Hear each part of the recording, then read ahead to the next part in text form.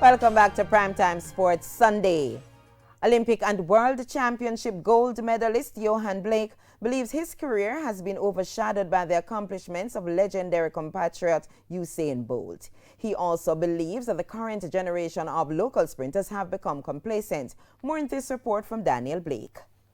Although he has only claimed one individual medal in the last 7 years, Johan Blake is one of Jamaica's most successful sprinters of all time. The 2011 world champion has personal best times of 9.69 seconds in the 100 meters and 19.26 in the 200 meters.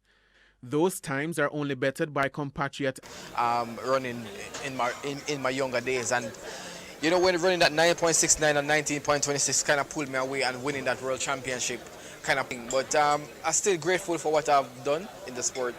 There have been many questions asked about the future of male sprinting locally after the country failed to garner a medal in that department at the recent World Championships.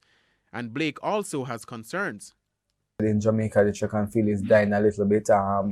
I don't know what happened to the younger generation, but we have a very good program, the Champs program, and also the primary program and the prep program that is going on really well, and there's a lot of talent coming out, and I just hope that they don't get too complacent and just can follow in our footsteps or also get better than us.